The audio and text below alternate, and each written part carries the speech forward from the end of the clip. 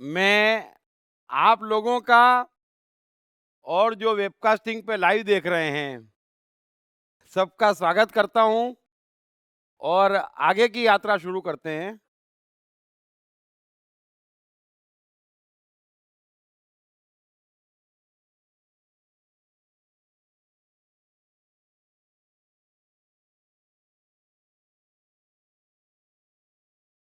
आगे कृष्ण कह रहे हैं कि हे अर्जुन, किंतु जो दान क्लेश पूर्वक तथा प्रत्युपकार के प्रयोजन से अथवा फल को दृष्टि में रखकर फिर दिया जाता है, वह दान राजस है। एक बार फिर सुन लेना। कृष्ण कह रहे हैं कि जो दान क्लेश पूर्वक तथा प्रत्युपकार के प्रयोजन से अथवा फल को दृष्टि में रखकर फिर दिया जाता है, वह दान राजस कहा गया है।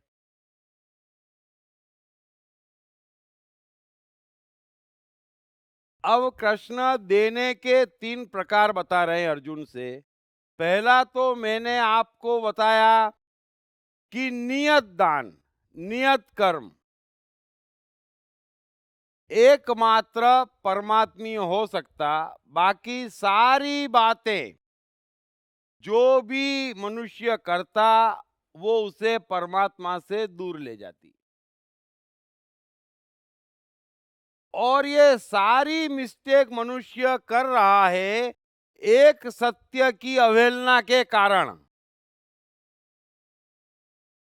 कि एक पल आता, एक पल जाता और उस एक पल के बाद सब कुछ बदल जाता।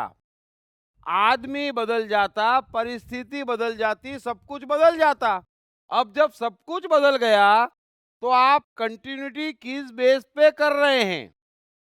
अब ये जो कंटिन्यूटी का भ्रम है और ये भ्रम जो समाज, धर्म, परिवार मजबूत कर रहे हैं, यही गड़बड़ है।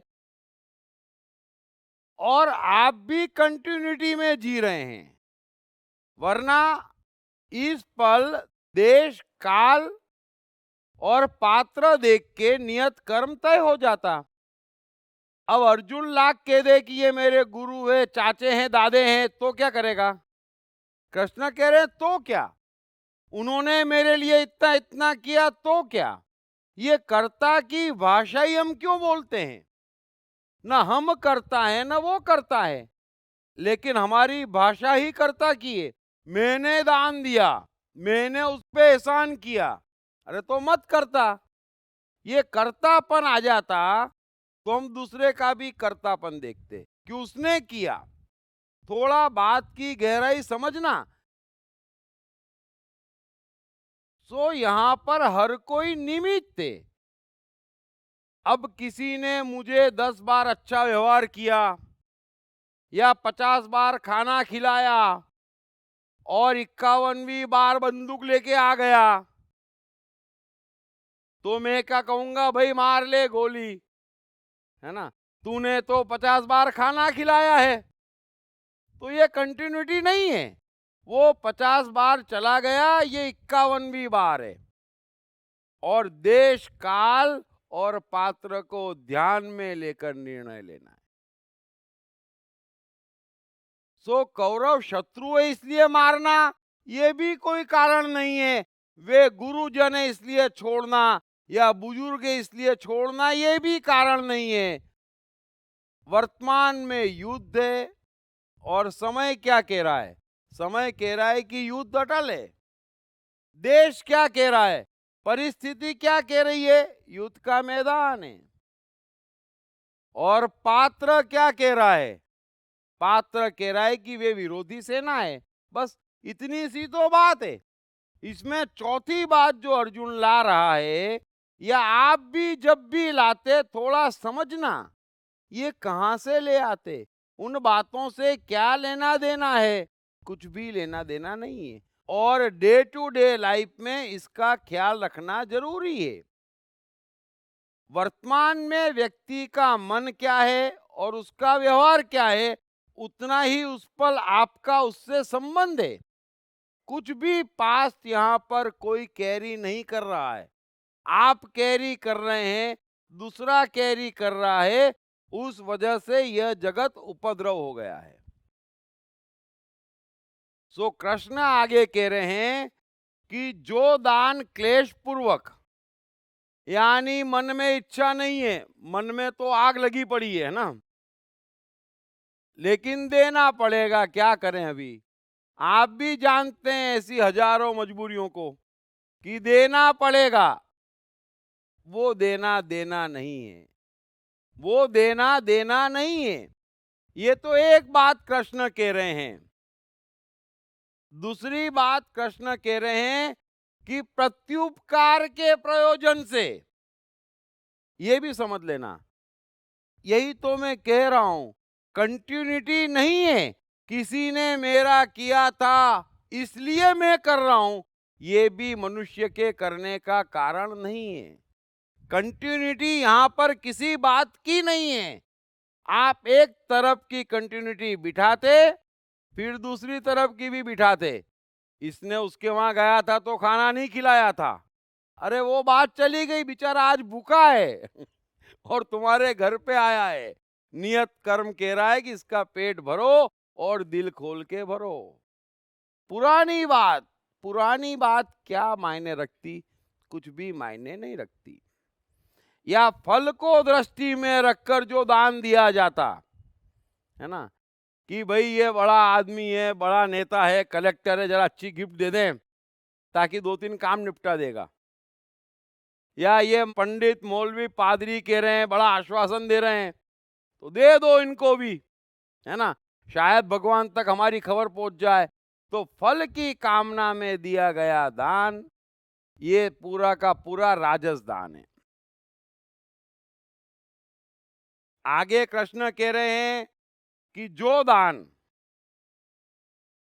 दान बिना सत्कार के अथवा तिरस्कार पूर्वक अयोग्य देश काल में कुपात्र के लिए दिया जाता है, वह दान तामस कहा गया है। और सच कहूं तो अगर कोई यहां पर किसी को कुछ दे भी रहा है, कोई यहां पर किसी को कुछ दे भी रहा है, तो मेरे जीवन का अनुभव कहता है कि अधिकांश समय वो तामस दान दे रहा है। और ये बड़ा ही दुर्भाग्य है। अयोग्य देश, अयोग्य काल में अयोग्य पात्र, यानी 3 में से एक भी मेल नहीं खा रहा है, फिर भी दे रहा है। और एक चीज समझ लेना, जब कृष्ण कह रहे हैं कि देना कर्तव्य है, तो इसमें आप भी आ गए। ये गलत फहमी मत पालना कि देना मतलब दूसरों को आपको कुछ नहीं देना। आप भी शामिल हैं देने में, है ना, अपने को भी देना, लेकिन देख लेना कि पात्र आप योग्य हैं, समय ठीक है और देश बराबर है कि नहीं। तो अपने साथ भी यही नियम और दूसरे के साथ भी यही नियम। सो देना कर्तव्य है, जो कृष्ण समझा रहे हैं, ये महानतम साइकोलॉजी, ये समझ लेना। अपने को देना परम कर्तव्य है, लेकिन बराबर देख लेना कि देश काल और पात्र उस क्षण बराबर है कि नहीं है। और ये भी एक कमाल है, मैं ऐसा समझाना चाह रहा हूं कि माने आप और आइंस्टाइन एक ही क्लास में पढ़ रहे हैं, आपकी परिस्थिति भी इतनी अच्छी नहीं है और दुर्भाग्य से अगले वर्ष आइंस्टाइन फीस नहीं भर पा रहा है और स्कूल से निकल गया, और आपकी परिस्थिति भी ऐसी नहीं है कि उसकी फीस भर सके। पहली बात तो आपको कोई मतलब नहीं है। लेकिन फिर भी चलो इतना उठ गए कि नहीं नहीं, ये लड़का पढ़ने लायक है, ये बहुत आगे बढ़ेगा। तब पैसा तो एक है, दान तो फीस का देना ही है। नियत कर्म ये कह रहा है कि अपन स्कूल से विड्रॉ कर लो और आइंस्टाइन को पढ़ने दो। सीधी बात समझ लेना। यहां पर जितनी जो मनुष्य चूक कर रहा है ना, उतना वो फंस रहा है। आप ये मत सोचना कि आपको डिग्री मिलेगी तो आप कुछ बनेंगे। हाँ, अगर आपने अपने को विड्रॉ करके आइंस्टाइन की फीस भर दी तो आइंस्टाइन तो बनेगा ही बनेगा, है ना। लेकिन आप भी परफेक्ट बनेंगे, क्योंकि नियत कर्म तय कर देता कि आपको स्कूल में नहीं जाना है, कुछ और करना है। दोनों बात एक साथ हो रही है यहां। इसीलिए तो कहते हैं कि जो हुआ अच्छा हुआ, अगर आप लगातार नियत कर्म में स्थित हैं। तो देश काल और पात्र योग्य व्यक्ति को, हमारे यहां ऐसा नहीं होता। हमारे बच्चे में अकल नहीं है ना, और हजारों होनहार बच्चे पढ़ने से वंचित हैं, हमें उनकी कोई चिंता नहीं है। हम इतने तो धार्मिक, सहिष्णु और प्रेमाळ हैं कि मूर्तियों को आलीशान जगह रखेंगे। इंसान मरता रहे सड़क पे, हमें झांकने की भी फुर्सत नहीं है। अयोग्य दान देने में, अगर देते भी हैं तो पीएचडी है। और यहीं आकर गड़बड़ हो रही है। बुजुर्ग बुजुर्ग होता है, ऐसा नहीं होता कि हमारे माता पिता है ना। बुजुर्ग हो या बच्चे, दोनों को देना कर्तव्य है। लेकिन इतना तो किसी के पास न प्रेम है, न समय है, न ताकत है, न पैसा है कि सबको दे सके। तो सबसे योग्य को मिलना, अर्जुन जैसी बात करना बंद कर दीजिए कि ये ताऊ है, ये चाचे हैं और ये दुश्मन है। अरे योग्य दुश्मन है तो उसको मजबूत करो, और मूर्ख दोस्त है तो उसको मरने दो।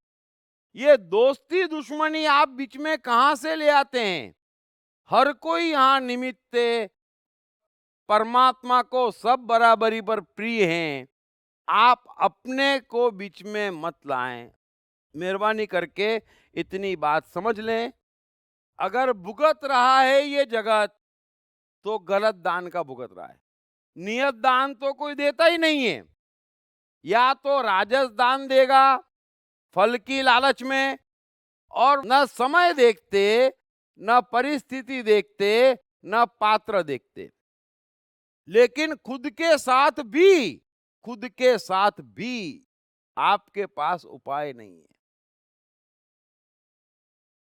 एक पल है, दाने दाने पे लिखा है खाने वाले का नाम, है ना। कितने महान साइकोलॉजिस्ट, कितने महान संत हुए हैं भारत में। एक एक कहावतों पे मैं इतना बोल सकता हूं। लेकिन आप समझें कि ये जो कह रहे हैं ना, वो एकदम परफेक्ट है। हर दाने पे लिखा हुआ है खाने वाले का नाम।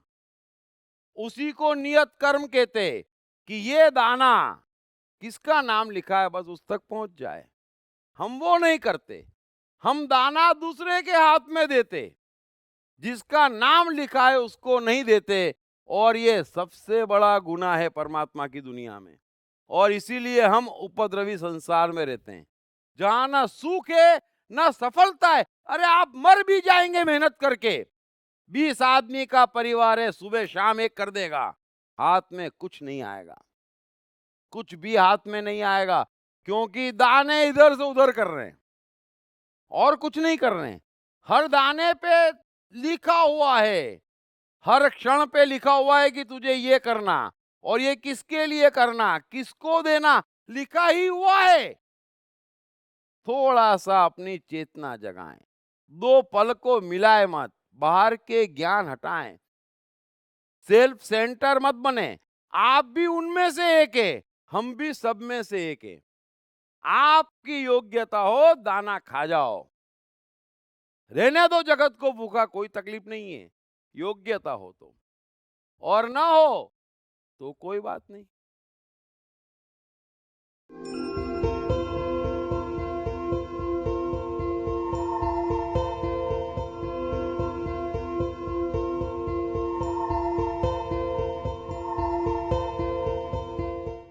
कृष्ण ने जय श्री कृष्ण तक का सफर कैसे तय किया? ये कोई साधारण सफर नहीं था, लेकिन ये इतना मुश्किल भी नहीं है। आप भी कृष्ण जैसा एक हसीन और सफल जीवन जी सकते हैं। पढ़िए बेस्ट सेलिंग लेखक दीप त्रिवेदी द्वारा लिखित मैं कृष्ण हूँ। ये किताब अंग्रेजी, हिंदी तथा गुजराती में सभी प्रमुख बुक स्टोर्स और ई-कॉमर्स साइट्स पर उपलब्ध है। आपने हजारों कहानियां सुनी और पढ़ी होंगी, लेकिन बेस्ट सेलर्स मैं मन हूँ और मैं कृष्ण हूँ के लेखक दीप त्रिवेदी अपनी नई किताब 101 सदाबहार कहानियां में सर्वकालीन सर्वश्रेष्ठ कहानियों और चुटकुलों को और भी रोचकता प्रदान करते हुए उनके गहरे साइकोलॉजिकल और फिलोसॉफिकल पहलुओं को सार के रूप में अपने ही अनोखे अंदाज में समझाते हैं। इस किताब में वर्णित कहानियाँ आपको महापुरुषों, दार्शनिकों एवं वैज्ञानिकों की रोमांचक दुनिया की सैर पर ले जाती हैं, जिन्हें पढ़कर आपको न सिर्फ मजा आएगा बल्कि इससे आपके जीवन में आवश्यक सकारात्मक परिवर्तन भी आएगा। यह किताब अंग्रेजी, हिंदी, मराठी तथा गुजराती में आत्मनिष्ठो.com और सभी प्रमुख बुक स्टोर्स तथा ई-कॉमर्स साइट्स पर उपलब्ध है।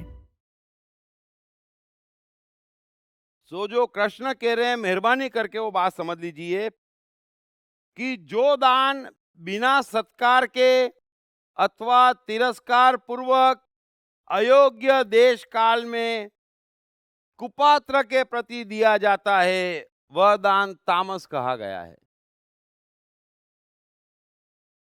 आगे कृष्ण कह रहे हैं, उसी बात को एक ब्यूटीफुल तरीके से समझा रहे हैं।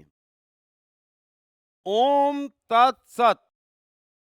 अब ये शब्द भी सबने सुन रखा है और चिल्लाते भी रहते हैं सुबह से शाम तक, है ना।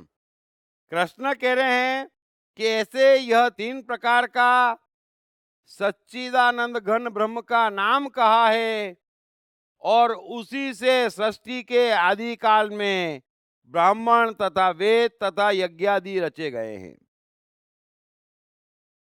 इसलिए वेद मंत्रों का उच्चारण करने वाले श्रेष्ठ पुरुषों की शास्त्र विधि से नियत यज्ञ, दान और तपरूप क्रियाएं सदा ओम इस परमात्मा के नाम को उच्चारण करके ही आरंभ होती है। एक एक शब्द ध्यान से सुन लेना। तत् अर्थात तत् नाम से कहे जाने वाले परमात्मा का ही यह सब है। इस भाव से फल को न चाहकर नाना प्रकार की यज्ञ, तप रूप क्रियाएं तथा दान रूप क्रियाएं कल्याण की इच्छा वाले पुरुषों द्वारा की जाती है। तथा सत इस प्रकार यह परमात्मा का नाम सत्य भाव में और श्रेष्ठ भाव में प्रयोग किया जाता है तथा ए पार्थ उत्तम कर्म में भी सत शब्द का प्रयोग होता है।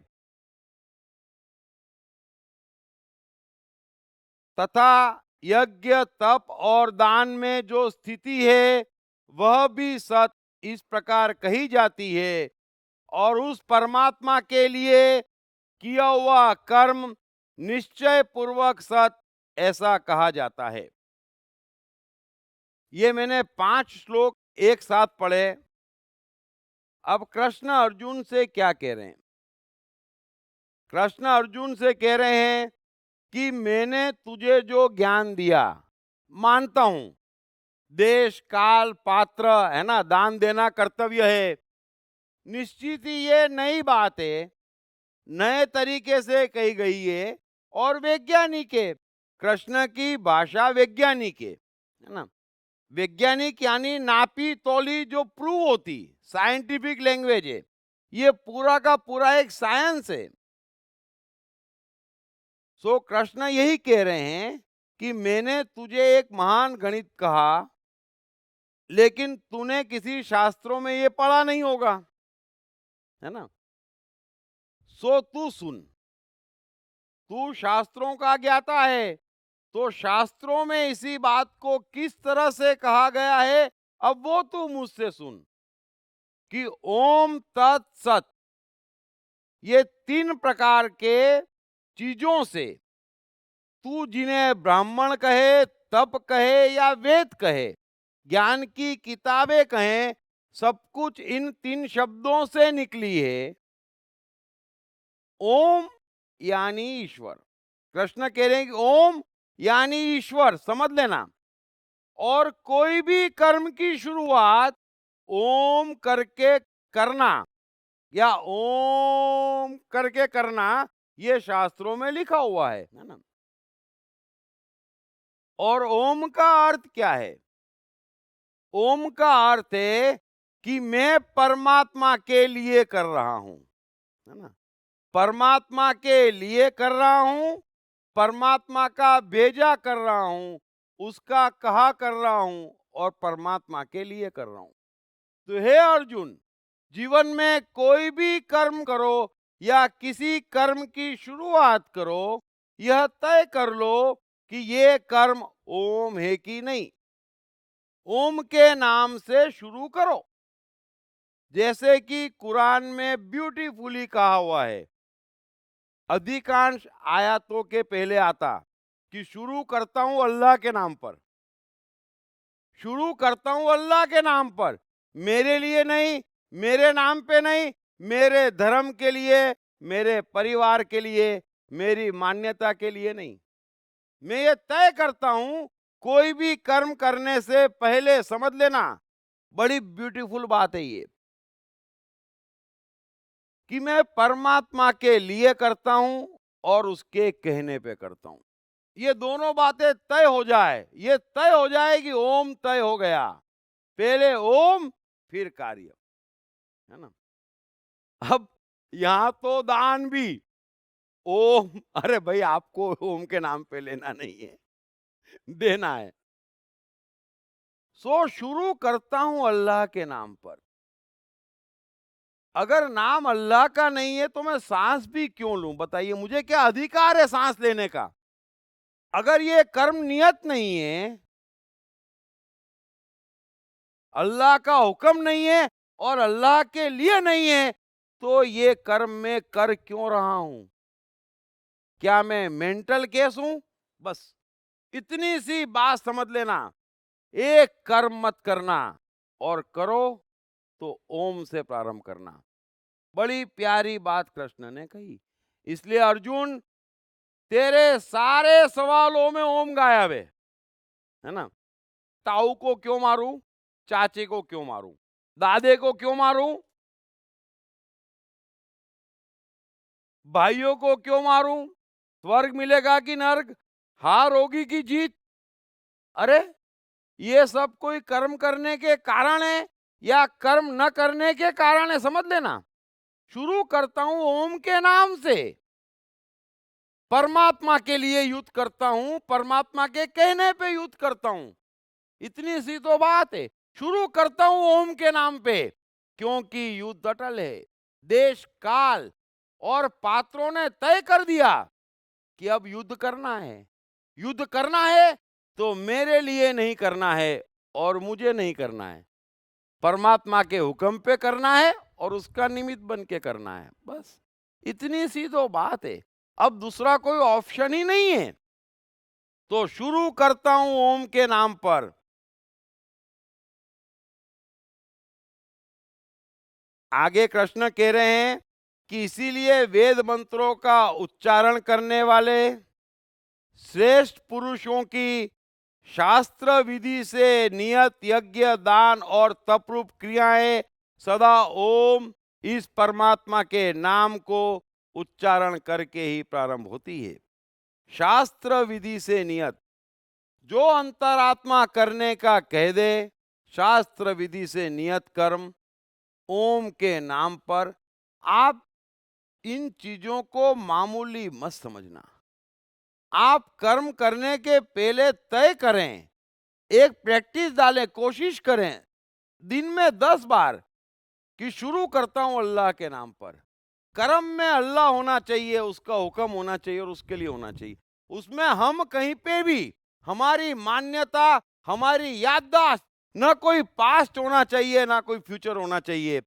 सिर्फ अल्लाह, सिर्फ ओम, सिर्फ ईश्वर, सिर्फ परमात्मा होना चाहिए। आगे कृष्ण कह रहे हैं तत् अर्थात तत् नाम से कहे जाने वाले परमात्मा का ही यह सब है। इस भाव से फल को न चाहकर नाना प्रकार की यज्ञ, तप रूप क्रियाएं तथा दान रूप क्रियाएं कल्याण के इच्छा वाले पुरुषों के द्वारा की जाती है।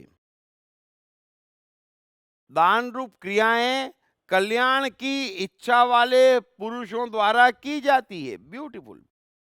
कृष्ण कह रहे हैं ओम तत् उसके ठीक पीछे है और साथ साथ में तत् यानी सब कुछ परमात्मा का है। अब सब कुछ परमात्मा का है तो फल की कामना की आवश्यकता क्या है? एक का लाभ दूसरे की हानि है। क्या चाहूं मैं, बताइए आप? एक का लाभ दूसरे की हानि है या नहीं? अगर मैंने अपनी फीस नहीं भरी और आइंस्टाइन की भरी तो लाभ किसको हुआ? लाभ परमात्मा को हुआ। समझ लेना इस बात को। मैं पढ़ लेता तो लाभ किसको होता? मेरे परिवार को होता। इतना सा ओम गायब हो जाता। आइंस्टाइन की फीस भरी, कहां पहुंचा? सीधे परमात्मा को पहुंचा, क्योंकि जगत का उद्धार कर दिया उसने। तो शुरू करता हूं परमात्मा के लिए, शुरू करता हूं उसके नाम पर, कर्म करता हूं उसके नाम पर, दान देता हूं उसके नाम पर, क्रिया करता हूं उसके नाम पर। सो तत् यानी सब कुछ परमात्मा का है। अगर सब कुछ परमात्मा का है तो मैं चाहूं कैसे फल? मुझे फल चाहने की आवश्यकता क्या है? पेट तेरा भरा कि मेरा भरा? मुझे यही तय करना है कि पेट सुपात्र का भरे, कुपात्र का ना भरे, बस, है ना? धन तुझे दिया मुझे दिया, क्या फर्क पड़ गया? मुझे तय इतना ही करना है, मुझे तय इतना ही करना है कि दिया हुआ धन सुपात्र को दिया कि कुपात्र को दिया, बस। दाना गलत जगह तो नहीं पहुंच गया। सब कुछ परमात्मा का है तो फल की कामना नहीं की जा सकती। इसलिए अर्जुन, तू मरे या वे मरे, है ना, तू जीते या वे जीते, एक की जीत दूसरे की हार है। सब कुछ परमात्मा है। अतः तू ओम के नाम से शुरू कर और तत्भाव में आ जा। मैं जीतूं कि वो जीते, एक जीतेगा एक हारेगा। हार जीत तो परमात्मा की होगी। तो जब हार जीत उसकी होगी तो तय उसे करने दो। मैं कौन हूं तय करने वाला? ओम तत्। और अंत में कह रहे हैं सत। ब्यूटीफुल। अब दोनों बात तो कृष्ण ने कह दी, लेकिन तीसरी बात बड़ी महत्वपूर्ण है। ये जितने भी ज्ञानी हुए हैं ना, ये जगह नहीं देते। और मनुष्य इतना कलाकार है, अच्छे से अच्छी बात कह दो आप, दुरुपयोग करेगा और दुकान चालू कर देगा। बस, दुरुपयोग करेगा और दुकान चालू कर देगा। तो ओम यानी परमात्मा के नाम पे शुरू करता हूं। तत् यानी ये मानकर कि सब कोई परमात्मा है, और सत यानी जहां हूं वहां पर, है ना। वरना अर्जुन खड़ा तो युद्ध के मैदान में है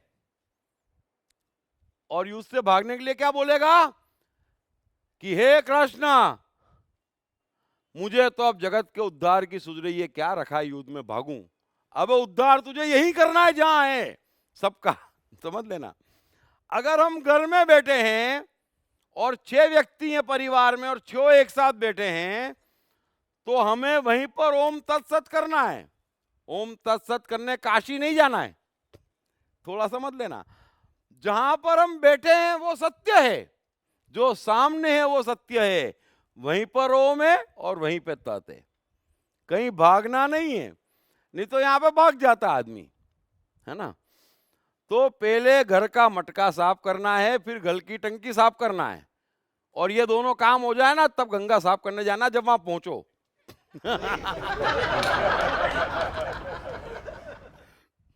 सो ओम तत्सत, जहां हो वही करना है और 24 घंटे यही करना है।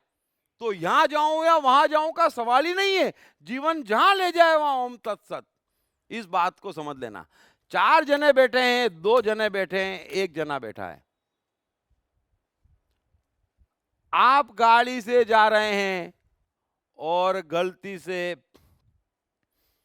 एमपी के भयानक रोडों से गुजर रहे हैं, है ना, और आदिवासियों ने घेर लिया बंदूक तमंचों के साथ और बोले किसी 3 को मारेंगे, तो भी कोई बात नहीं, ओम तत्सत।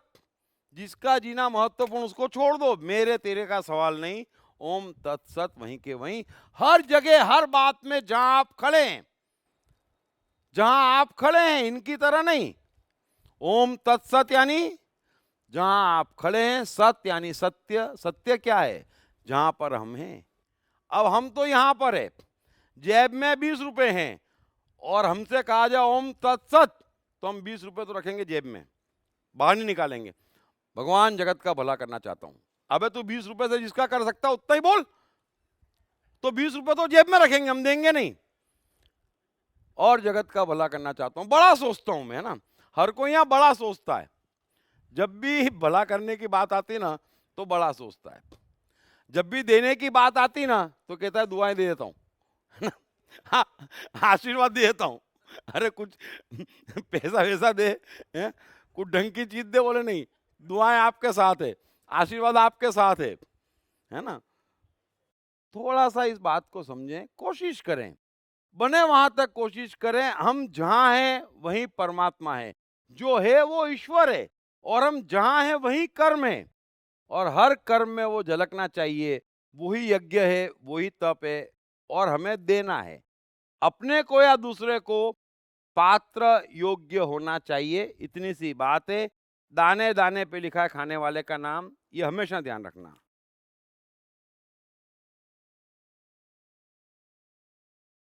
इसीलिए अंत में कृष्ण कह रहे हैं कि तथा यज्ञ तप और दान में जो स्थिति है वह भी सत इस प्रकार कही जाती है, और उस परमात्मा के लिए किया हुआ कर्म निश्चय पूर्वक सत ऐसा कहा जाता है। और इस अध्याय का अंतिम श्लोक है।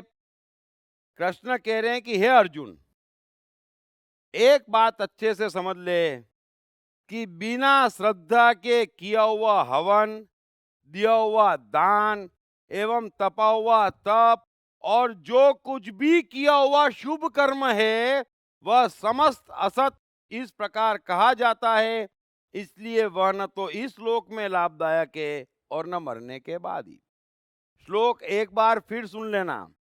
कृष्ण कह रहे हैं कि बिना श्रद्धा के किया हुआ कोई भी कर्म जिसमें ओम तत् सत की श्रद्धा नहीं है, जिसमें ओम तत् सत की श्रद्धा नहीं है, वह दिया हुआ दान, तपा हुआ तप या जो कुछ भी किया हुआ शुभ कर्म है जो हम मानते हैं, जो कुछ भी किया हुआ शुभ कर्म है जो हम मानते हैं, वो असत कहा जाता है। इसलिए वह न तो इस श्लोक में लाभदायक है न उस श्लोक में। तो अर्जुन, तेरे युद्ध से भागने में भी दूर दूर तक कहीं ओम तत्सत नहीं है। देश काल और पात्र का बिल्कुल ध्यान नहीं है, रत्ती भर उसमें नॉलेज नहीं है। तू सिर्फ अपने स्वार्थ के कारण भागना चाहता है, और उससे न तो इस श्लोक में यानी इस जन्म में जीते जी, न मरने के बाद उद्धार होना है ना। इस जन्म में भी तुझे रोना पड़ेगा और जन्मों जन्मांतर भी तुझे रोना पड़ेगा।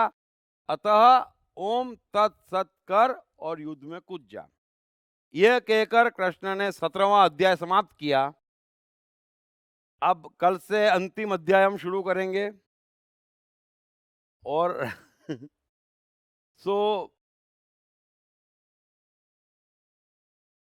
कोई प्रश्न हो या और कुछ कोई कहना चाहता हो तो वो ले लेता हूं। Yes, I have a question. अगर कुपात्र को, जो अभी कुपात्र है उसको दान दें और उसकी वजह से वो सुपात्र बन जाए, समझ लो एग्जाम्पल, तो कैसे इसको समझाएं? कोई भी दान दुनिया में ऐसा नहीं है जिससे कुपात्र सुपात्र बन जाए। कैसे बन जाएगा? उसका शायद उसको उस समय कुछ कुपात्र कैसे होता है आदमी और सुपात्र कैसे होता है? इस क्षण कोई एक परिस्थिति आपकी आंख के सामने है। हर क्षण हमारे सामने कोई एक परिस्थिति रहती है। उसमें कई बार हम अकेले होते हैं, कई बार कुछ लोग होते हैं, है ना? जो परिस्थिति में जब हम जहां हैं वही सत्य है। या आसपास की चंद खबरें रहती कि भाई परिस्थिति चेंज करो, है ना? इन सब का फाइनल जजमेंट क्या है कि हमारे पास कुछ ना कुछ तो होता है देने को, है ना? चाहे हम अपने को दें चाहे दूसरे को दें, है ना? देने का अर्थ ये नहीं है कि धन ही दें, भोजन ही दें, मदद ही करें, बातचीत भी होती है ना? कई बार डांटना भी देना होता है और कई बार आश्वासन भी देना होता है ना? कई बार समझाना भी होता है। तो बिल्कुल परफेक्शन उसमें होना चाहिए उस समय की डिमांड पे, और देना आवश्यक हो, और जितना आवश्यक हो और जिस क्षण पे आवश्यक हो उतना दिया जाना चाहिए, जो कुछ भी देना आवश्यक हो। ये एक ऑटोमेटिक प्रोसेस है, सोच के नहीं आएगी। आप सोचो इतना कि ओम तत्सत, कि भाई मैं कुछ करने जा रहा हूं, तो क्यों करूं मैं? अपने लिए जो 80 साल बाद रवाना होने वाला है, किसके लिए करूं? ये परिवार के लिए जो हर जन्म बदलता है, किसके लिए करेंगे आप? अल्टीमेटली आप परमात्मा के लिए करेंगे, जो सदैव है, सदैव जिसने आपका साथ निभाया है और जो आपको सब कुछ दे रहा है। तो ओम तत्सत यानी परमात्मा के नाम पे, परमात्मा को साक्षी मान के कि सब कुछ परमात्मा है, तो मैं योग्य व्यक्ति को योग्य दाना पहुंचा दूं। बस मैं निमित्त हूं, मैं करता नहीं हूं, मैं निमित्त हूं, और मेरी इतनी सी ड्यूटी है। अगर मैं योग्य होऊंगा तो मुझ तक पहुंचा दूंगा, दूसरा योग्य होगा तो दूसरे तक पहुंचा दूंगा, है ना? अभी आप, जैसे उदाहरण देता हूं मैं, अभी रामदेव जी हैं या रविशंकर जी हैं, या हो सकता है दूसरे भी कई लोग होंगे, मेरा सबको जानना जरूरी नहीं है, लेकिन जो हो, जो भी हो, अगर वे अपने को प्रेफरेंस देते हैं कि भाई मुझे पैसा दो, तो वे क्या गलत करते हैं? क्योंकि वे जानते हैं कि दाने का बेस्ट उपयोग मैं करूंगा, इसके पहले कि दाना नष्ट हो जाए या इधर उधर पहुंच जाए। सवाल ये है कि सुपात्र हैं कि नहीं आप, है ना? आप परमात्मा के लिए मांग रहे हैं, परमात्मा के लिए इकट्ठा कर रहे हैं, परमात्मा को दे रहे हैं या किसे दे रहे हैं, है ना? सो जैसे जैसे कृष्ण समझाएंगे और जितना समझाएंगे मैं आपको समझाऊंगा, बाकी पूरा आपको जब मैं समय या कुछ भी लूंगा तो सलंग समझाऊंगा। शॉर्ट में ओम तत्सत, जो सामने है वो सत्य है। हमेशा ध्यान रखना, जो सामने है वो सत्य है। अगर आप सामने जो कुछ भी है वहां पर परमात्मा स्थापित नहीं कर सकते, वहां पर परमात्मा के लिए कर्म नहीं कर सकते, तो आप कहीं नहीं कर सकते। तो नियत कर्म में हमारी चाह, हमारी इच्छा, हमारे स्वार्थ का कोई महत्व नहीं है।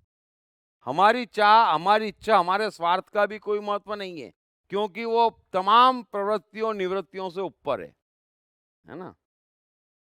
संसारिक चाहों से प्रवृत्ति निवृत्ति श्रेष्ठ है, मैंने समझाया। मेहरबानी करके आप समझ लीजिए कि नियत कर्म प्रवृत्ति और निवृत्ति से भी उत्तम है। तो एडिसन को लाख लगे कि मेरा मन प्रयोग में लग रहा है, एडिसन को अंदर तक कॉन्फिडेंस क्यों ना हो कि मैं वैज्ञानिक बन सकता हूं, या वॉल्ट डिज्नी को अंदर तक कॉन्फिडेंस क्यों ना हो कि मैं दुनिया बदल सकता हूं,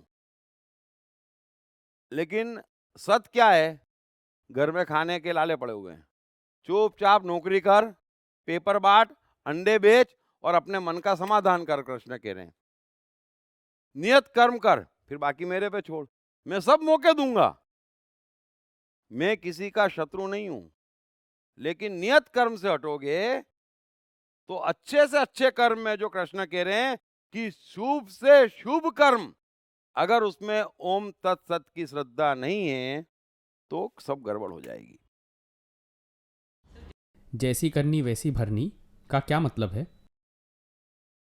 देखो, एक ही बात है और बात छोटी है, उसी के लिए 1000 बातें कही जा रही है। कोई एक समझ लो बात एक ही है। अपनी डेफिनेशन लाओगे तो गए, है ना? अपनी डेफिनेशन लाएंगे कि किसी को अपशब्द बोलेंगे, जैसे अर्जुन ला रहा है, अपनी डेफिनेशन ला रहा है कि मैं युद्ध करूंगा तो खराब करनी हो गई, तो खराब भरनी आएगी। ये अर्जुन की डेफिनेशन है। कृष्ण की डेफिनेशन में इसके अलावा कोई अच्छी भरनी है ही नहीं इस समय, है ना? तो डेफिनेशन क्या है करनी और भरनी की, सब उस पर डिपेंड है। जब आज हम कुछ करेंगे, सपोज जिसके माइंड में है कि गलत कर रहे हैं, जो लोग कहते हैं कि आगे जाके तुम्हारे साथ ऐसा ही होगा, वो पॉसिबल ही नहीं है, ऐसा आपका कहना है? कुछ भी कहीं कुछ पॉसिबल नहीं है। आपके संसार में उपद्रव है, जितना करोगे उतना फंसोगे, बरोबर है? यहाँ तो चलते रास्ते फंस जाता है आदमी, है ना? अभी एक आदमी दारू पी के गाड़ी चला रहा है और पड़ोस में एक सज्जन बैठा है ना, जिसने कभी सुपारी भी नहीं खाई। एक्सीडेंट हुआ, जो गाड़ी चला रहा है, जिसकी गलती है, जो दारूडिया है, वो एक्सीडेंट होते ही बाहर निकल गया और एक पैक और लगा रहा है और पड़ोसी मर गया। ये संसार है। यहाँ पे कभी कारण खोदना नहीं, पहली बात समझ लेना। क्योंकि इंसानों की दुनिया नियमबद्ध नहीं है ना? क्योंकि जो बेहोश है वो नियमबद्ध कैसे है? जैसे आप जाग रहे हो तो आप क्या सोचते हो, मैं ऑफिस से निकलूंगा तो आधा घंटा लगेगा, फिर घर पहुंचूंगा, फिर कपड़े चेंज करूंगा, फिर नहाऊंगा और फिर खाऊंगा। तो आपको मालूम है 1.25 घंटे बाद आप खाओगे, जब आप जग रहे हो। अब आप बेहोश हो, मतलब इस संसार में जी रहे हो। बेहोश हो मतलब इस संसार में जी रहे हो। अब सोते वक्त हम क्या करते? मैं उठा, न्यूयॉर्क गया, फिर चांद पे पहुंच गया और आंख खुली, 5 ही मिनट हुए, 5 मिनट में चांद पे पहुंच जाते हो ना जब सोते हो तब। वहां कुछ भी हो सकता है।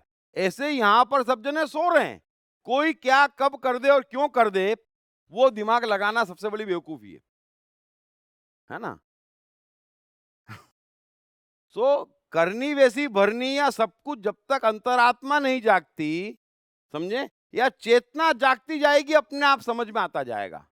बाकी तो यहाँ पर तो कुछ भी सोचना, समझना, पूछना, सुनना सब नुकसानदायक है। इसलिए यहाँ से हटा के अपने को परमात्मा को सौंपना, रहना इसी जगत में लेकिन एकांत में। जो कृष्ण कह रहे हैं ना, एकांत में रहना तो यही है लेकिन एकांत में, और करता नहीं, सब निमित्त है, तो आपको बड़ा ज्ञान हो जाएगा। सब निमित्त है तो कंटिन्यूटी नहीं है, मेरा क्या निमित्त है, तो आपको किसी का अच्छा नहीं लगेगा, किसी का बुरा नहीं लगेगा, और आप परमानेंट परमात्मा के पास रहोगे अगर सब निमित्त हैं तो। बस। हेलो सर, जैसा आपने कहा था कि जो योग्य व्यक्ति है और उस वक्त राइट डिसीजन लेने के लिए राइट व्यक्ति को अगर हम लोग दान दें या कर्म करें तो that is the right objective. Mahatma Gandhi जब भी साउथ अफ्रीका में थे तो उस वक्त वो एक पोजीशन में थे जहाँ पे उनको अथॉरिटी था कि बैरिस्टर के लिए जो इंग्लैंड के अंदर किसी को नॉमिनेट करना था।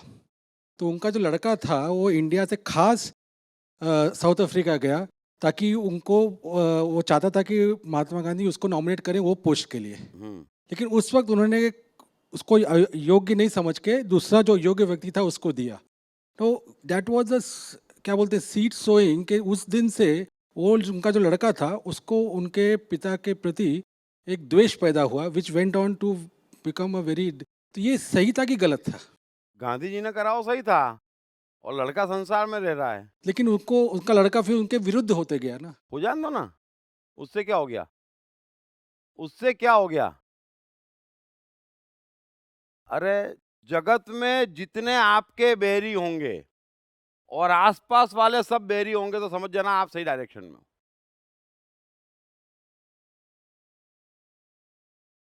क्योंकि अगर आप परमात्मा के साथ हैं तो आप मेरे तेरे के साथ नहीं हैं, और ये सारी भीड़ क्या चाहती है? तेरा मेरा, है ना?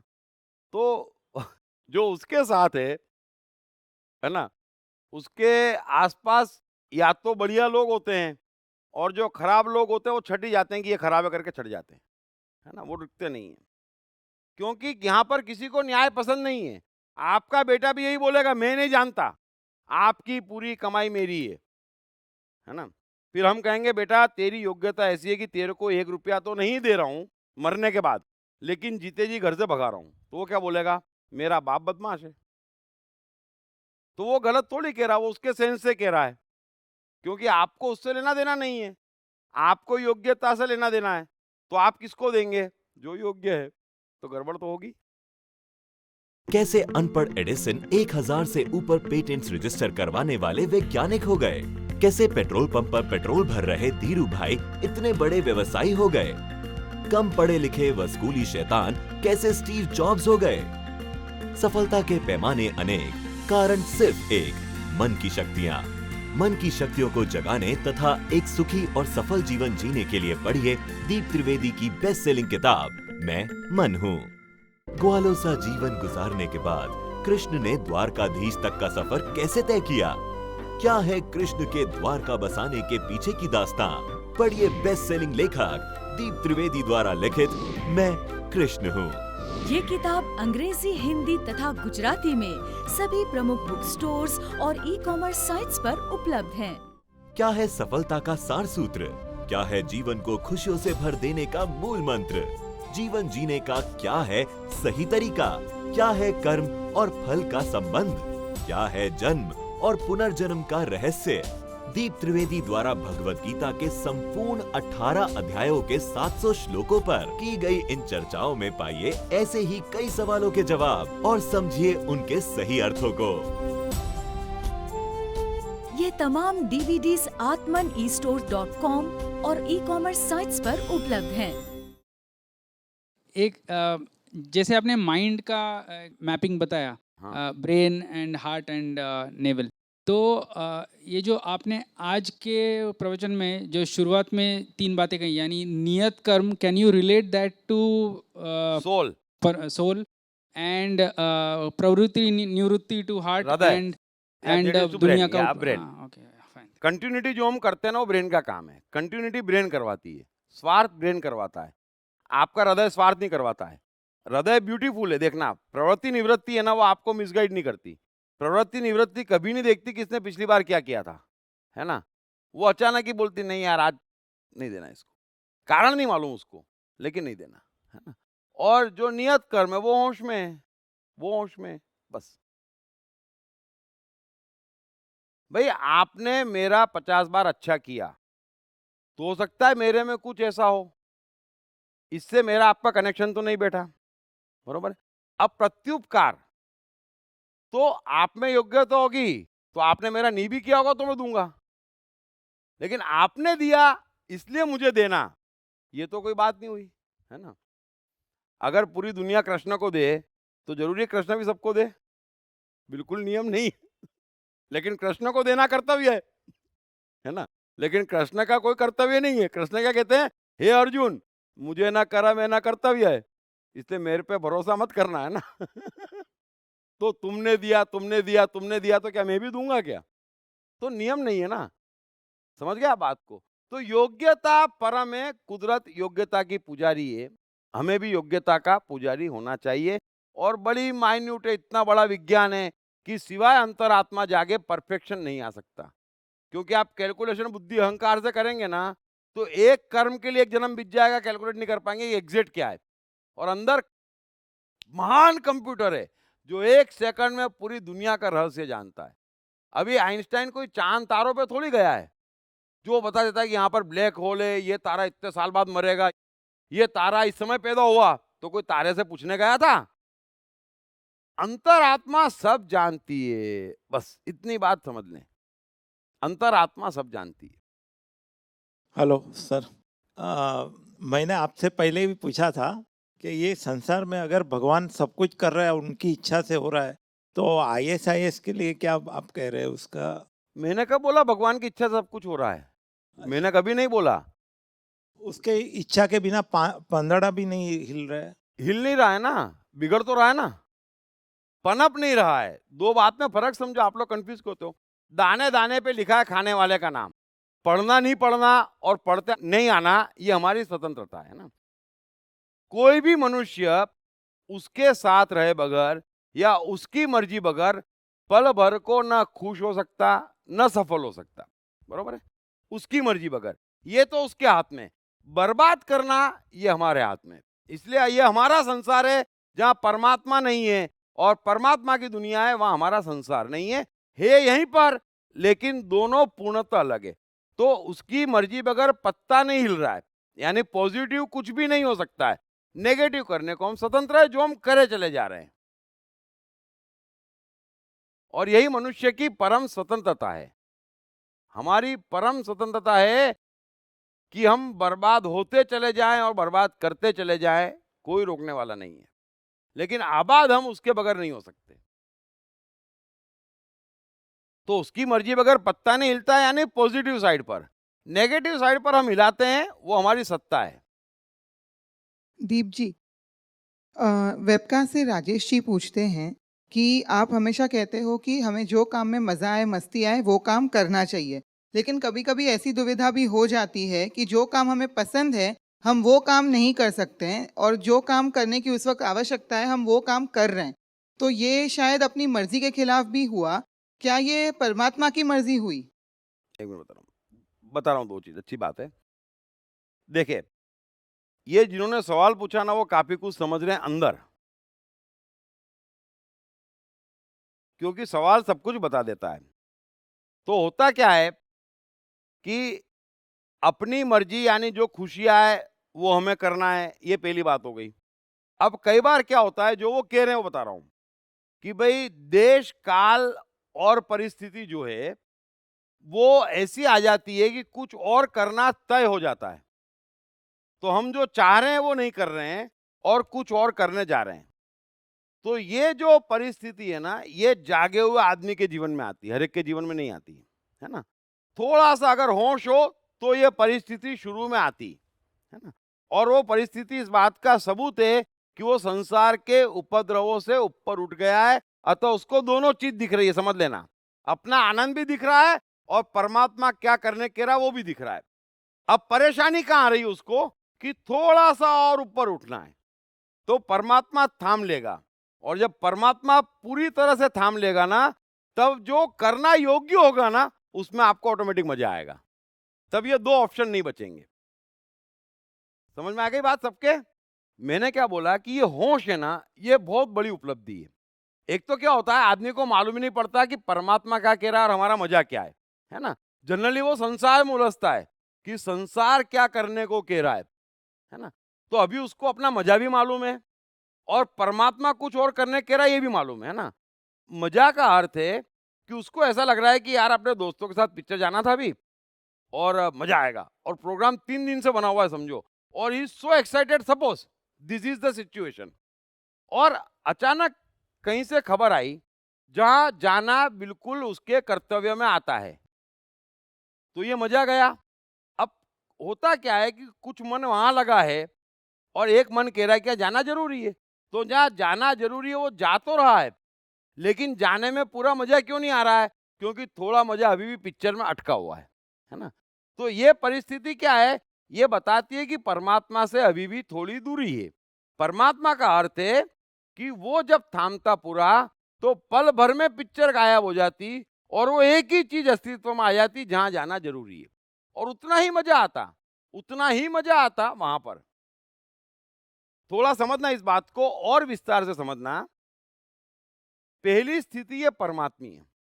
परमात्मीय स्थिति का अर्थ है कि जो करना है वो करना है और उसमें पूरा मजा है। अगर क्राइस्ट को जनता से अंधविश्वास हटाने के लिए सूली पे लटकना है तो लटकना है, और उस लटकने में पूरा मजा है, इसलिए उनको परमात्मा कहते हैं। क्लियर हो गया सबको? जो होना है वो होना है और उसी में मजा है। सो पहली कंडीशन होना सर्वश्रेष्ठ है कि नियत कर्म में आनंद आता है। नियत कर्म में आनंद है, कष्ट होने का सवाल ही नहीं है, क्योंकि दूसरा ऑप्शन नहीं है। अब दूसरी कंडीशन क्या होती है कि भाई आदमी यूं तो अपने हिसाब से जी रहा है ना, बगैर किसी को कष्ट दिए, और अपने हिसाब से जी रहा है। तो मैं बार बार कह रहा हूं, फिर अगर कुछ भी उसके साथ होता है और बाद में उससे कष्ट होता है, तो फिर वो अपने हिसाब से नहीं जी रहा है, वो पागलपन में जी रहा है। अपने हिसाब से जीने का अर्थ है कि मैंने जो किया वो किया, उससे आजीवन मुझे कभी कोई दुख नहीं होना है। उसको अपनी मर्जी कहते हैं कि अपनी मर्जी से जिया, है ना। फिर पीछे से पछतावा हो तो समझ लेना कि आप अपनी मर्जी से नहीं जिए, बेहोशी में जिए। दो बात का फर्क हर कोई समझ लेना। अब जो अपनी मर्जी से जी रहा है उसे अचानक कहीं से खबर आती, तो क्योंकि परमात्मा पूरी तरह से साथ में नहीं है, वो बीच में फंसा है, तो एकदम से शिफ्ट नहीं हो पाता, है ना। जैसे कृष्ण का क्या है, पल भर में राधा राधा राधा राधा, वृंदावन में थे तब तक राधा राधा राधा राधा, राधा का किशन राधा का किशन राधा का किशन। अचानक मथुरा जाने की बारी आई, तो वे मथुरा जाने के लिए रथ में बैठे, राधा रो रही है, गोपियां रो रही है, कृष्ण मुड़ के भी नहीं देख रहे हैं, सपने मथुरा के देख रहे हैं, क्या बाजार होगा, वहां पर क्या होगा, ये खो गए। अब वो लोग बोलते दगाबाज है, अरे वो समझते नहीं है कि वो महान है। अब क्या होता है कि संसार में हम समझते नहीं ऐसे महान आत्माओं को, हम समझते देखो इसको पड़ी नहीं है, अरे इसको पड़ी तो है, जब तक था तब तक पड़ी थी। हाँ, अब वो अलग दुनिया में चला गया, तुम खींच लो, ये कोई पतंग है? ये मनुष्य है, तो मनुष्य चला जाता, हम लोग रोते रहते। तो ये कृष्ण शक्ति से शिफ्ट हो जाते हैं, ये परमात्मीय गुण है। अब बेचारा क्या करता, मथुरा जाने की भी खुशी है और गोपियों को छोड़ने का भी दुख है, तो होता क्या, खिचड़ी बन जाती है ना। तो आधा अधूरा नहीं है, कृष्ण पूर्ण है, पूरा है, तो वो परमात्मीय स्थिति है।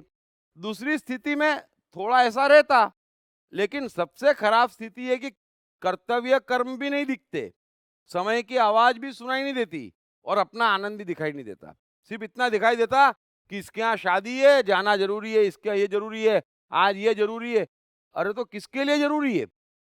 न अपने लिए, न परमात्मा के लिए, किसके लिए? मान्यताओं के लिए, परंपरा के लिए, फॉर्मेलिटीज के लिए, सोशल रिस्पॉन्सिबिलिटीज के लिए। ये तो मरना है और आदमी मर रहा है, ये अज्ञान है।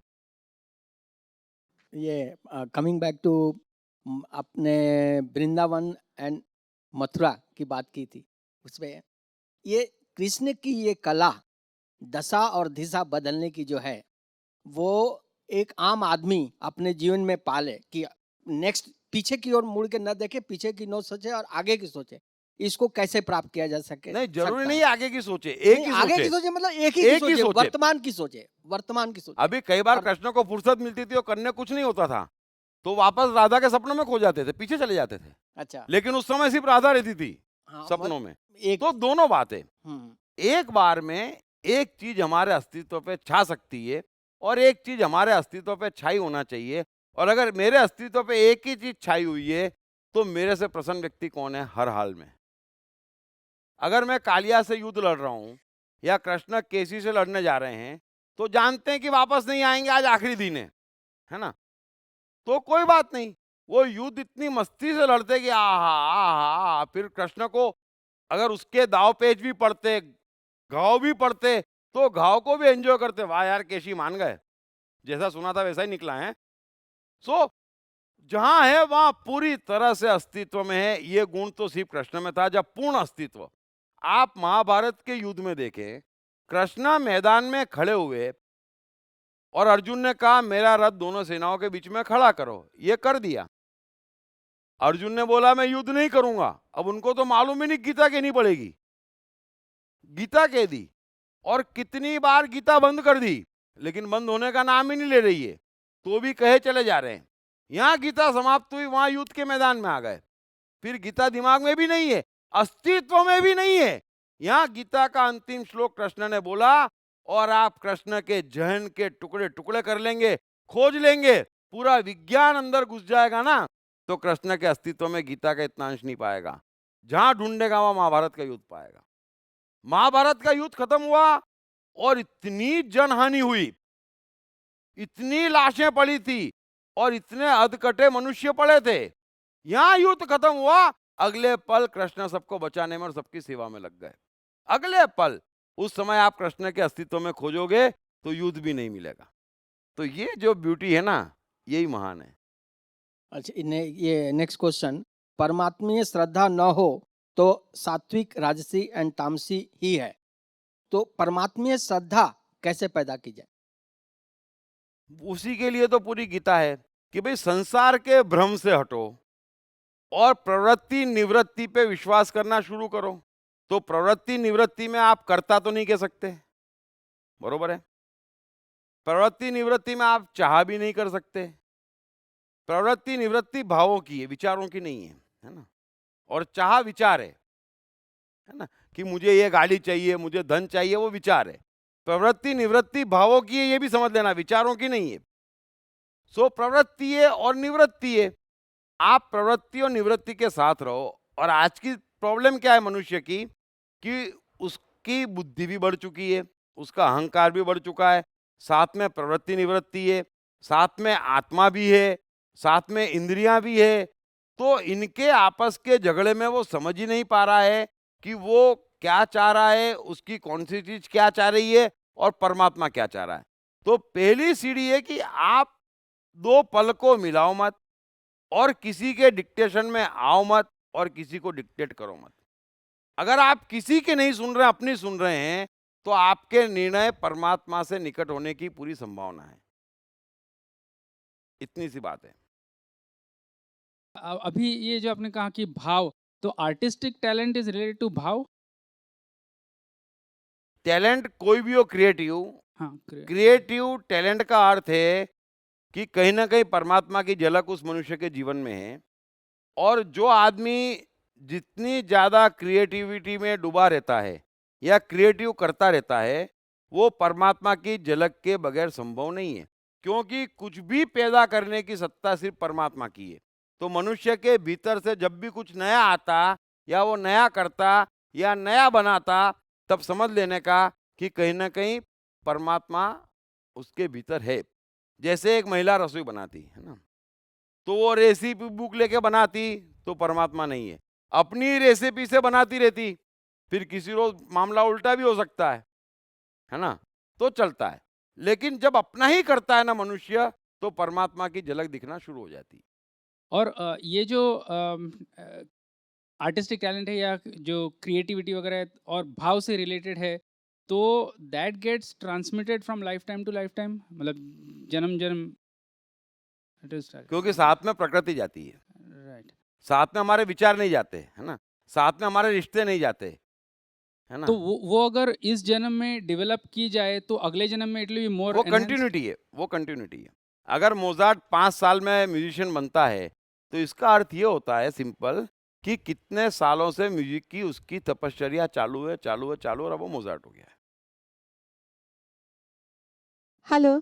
हाँ, इंटरवल के पहले आपने एक बार जिक्र किया था श्रद्धा, कि अगर किसी को आप पे श्रद्धा या विश्वास हो तो कभी उसको तोड़ना या मतलब उसको हर्ट नहीं करना चाहिए। लेकिन कभी ऐसे सरकमस्टेंस आ जाते हैं जब ये हम चाहते नहीं है कि वो, मतलब हमें मालूम पड़ता है कि वो इंसान पे अटूट श्रद्धा है, लेकिन फिर भी वो चीज हम नहीं कर पाते हैं। एक मिनट, श्रद्धा आप किसको कह रहे हैं? श्रद्धा का मतलब ये नहीं है कि मुझे आपसे कुछ चाहिए, मुझे कुछ भी नहीं चाहिए। आप जो करेंगे उस पे मुझे श्रद्धा है, आप पर श्रद्धा है।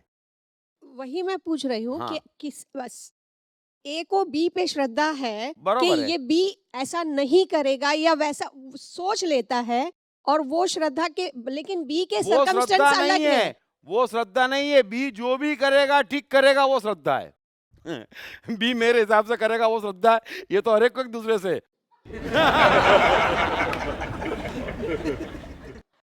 नहीं, वही मैं समझना चाहती थी, क्योंकि आप माइक पास में लो, मेरी बात समझ गए आपकी? नहीं, हाँ, माइक मैं पास में लो। आपकी समझ गई। दूसरे को ये अधिकार नहीं है आपसे श्रद्धा करे कि आप हमेशा हंस के ही बोलेंगे। दूसरे को ये अधिकार है, ये श्रद्धा वो कर सकता है कि आप जो भी करेंगे ठीक करेंगे, ओके। या जो भी करेंगे गलत करेंगे, दोनों श्रद्धा है। ना, क्लियर ना? कंडीशन नहीं है इस संसार में, कहीं पे भी कुछ भी कंडीशनल नहीं है। हम जिस जगत में जी रहे हैं वहां सब कुछ कंडीशनल है। जो कंडीशनल है वो दो कौड़ी का है ना। कंडीशनल दो कौड़ी का है। अगर मेरे भीतर पूजा है, रामकृष्ण परमहंस के भीतर पूजा है, या किसी के भीतर संगीत है, तो संगीत है, वो निकलेगा।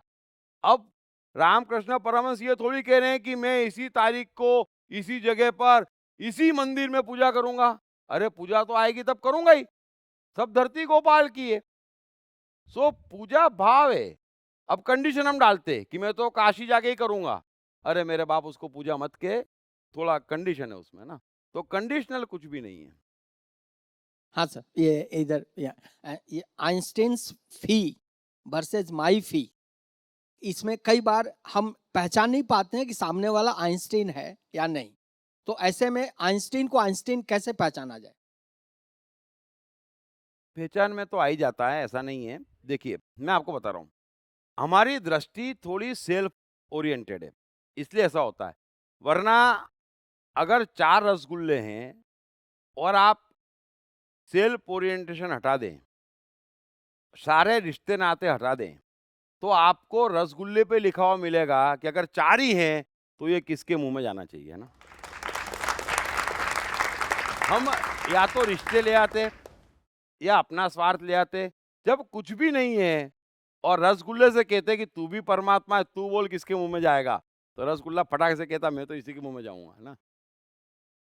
तो दाने दाने पे खाने वाले का नाम तो लिखा ही हुआ है। मतलब तो अपने को उस समय अपने इंट्यूशन पे का जो सहारा लेना होगा। योग्य है। अभी जिसको देखो, रसगुल्ला किसका है, या तो जिसको तेज भूख लगी है या जिसको खाने का मजा है ना। 4 रसगुल्ले हैं, तो अब मुझे ना भूख है ना खाने का मजा है, लेकिन मेरे रसगुल्ले हैं।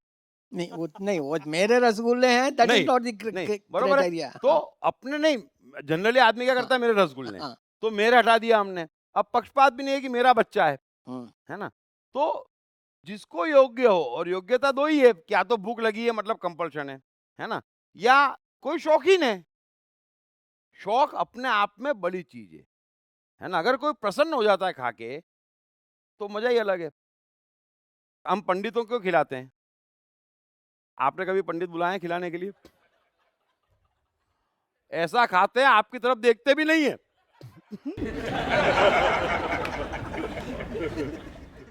तो उनको खिलाने का मजा ही अलग है। अब आप जैन मुनि को बुलाएंगे तो वो खुद तो खाएंगे नहीं, आपको भी खाते हुए घुरेंगे। उनको क्यों बुलाएंगे हम? क्योंकि वो प्रसन्नता में विघ्न डालेंगे। ये पंडित गपागप खाएंगे और आप घबरा जाएंगे कि ये 7 दिन से भूखा है किसी तो हिंदू पंडितों को खाने बुलाते हैं और एक अलग ही मजा है उसका, एक अलग ही मजा है। कभी आप खिलाना, बट एस्टिमेट इतना रखना कि 10 पंडित बुलाए तो 100 का खाना बनवाना। तो उनके हक का है। देखो जो मजा लेते हैं ना, उनके हक का है, वो उनके हक का है। जो शौक है, जिसका जो शौक है, जिसको जो आनंद दे रहा है, वो उसके हक का है।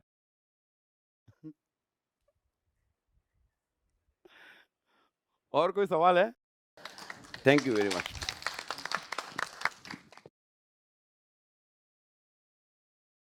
कृष्ण। कृष्ण का बचपन कैसा गुजरा? कृष्ण राधा का प्यार क्या था? कृष्ण ने कितने विवाह किए? कृष्ण की चाइल्ड साइकोलॉजी क्या थी? कृष्ण ने ग्वाले से द्वारकाधीश तक का सफर कैसे तय किया? ये यादव स्थली क्या है? इन तमाम सवालों के जवाब जानिए। दीप त्रिवेदी द्वारा लिखित किताब मैं कृष्ण हूँ। ये किताब कृष्ण के संपूर्ण जीवन पर रिसर्च करने के बाद दीप त्रिवेदी द्वारा कुछ इस साइकोलॉजिकल अंदाज में सिलसिलेवार रूप से लिखी गई है कि जिसे पढ़ते पढ़ते आपका जीवन भी बदलता चला जाएगा। मैं कृष्ण हूँ। ये किताब अंग्रेजी, हिंदी, मराठी तथा गुजराती में एक साथ atmanestore.com साथ ही सभी प्रमुख ई-कॉमर्स साइट्स पर भी उपलब्ध है। दीप त्रिवेदी की मनुष्य के जीवन और उसकी साइकोलॉजी पर एक गहरी पकड़ है। मनुष्य जीवन के विभिन्न पहलुओं पर सर्वाधिक चर्चा करने का रिकॉर्ड भी उन्हीं के नाम पर है। मनुष्य जीवन का ऐसा कोई पहलू नहीं जिस पर उन्होंने खुलकर चर्चा ना की हो, जैसे कि path of life, personality, complex, guilt, love, expectation, partiality, acceptance, fear, hypocrisy, creativity, wealth, who is God, concentration, confusion, power of transformation, joy and success, mind and brain, day sleep, natural intelligence, change your future, ego, non-violence, freedom, तथा दीप talks ताओ ते चिंग के अंतर्गत दीप त्रिवेदी द्वारा मशहूर Chinese philosopher लाओ त्से के महान सूत्रों पर चर्चा। परिचय, समय, मन, सफलता, संकट, धर्म, राजनीति और दीप टॉक्स भगवत गीता के अंतर्गत जीवन की किसी भी समस्या से निपटने के लिए दीप त्रिवेदी द्वारा भगवत गीता के संपूर्ण 18 अध्याय पर चर्चा। आप ये तमाम डीवीडीज और सीडीज सुनकर अपना और अपने परिवार का जीवन बदल सकते हैं। ये तमाम डीवीडीज और सीडीज आत्मन ई स्टोर तथा अन्य सभी ई कॉमर्स साइट्स पर उपलब्ध हैं। मैं मन हूँ पढ़ने के बाद अब तक लाखों लोगों ने अपने भीतर सकारात्मक परिवर्तन महसूस किया है और अपने जीवन को सुख और सफलता के मार्ग पर लगाया है। आप भी अपने जीवन में ये परिवर्तन आसानी से ला सकते हैं। पढ़िए दीप त्रिवेदी की बेस्ट सेलिंग किताब मैं मन हूँ। हर बच्चे में सफल और महान बनने की संभावना छिपी होती है। सवाल बच्चे द्वारा अपनी प्रतिभा को निखारने का तथा सही परवरिश पाने का ही होता है। दीप त्रिवेदी द्वारा लिखित रोचक ग्राफिक बुक्स पढ़िए। The story of Thomas Edison, अनपढ़ एडिसन के महान वैज्ञानिक बनने की दास्तान। नॉटिनस टू ग्रेटनेस, स्टीव से स्टीव जॉब्स बनने की कहानी। हॉटी टू डॉन्टी, चाइल्ड साइकोलॉजी समझने हेतु शेर के बच्चे की कहानी। ना सिर्फ बच्चों बल्कि हर माता पिता व टीचर के लिए भी आवश्यक ग्राफिक बुक्स हिंदी तथा अंग्रेजी में आत्मन ई स्टोर तथा अन्य सभी ई कॉमर्स साइट्स पर उपलब्ध।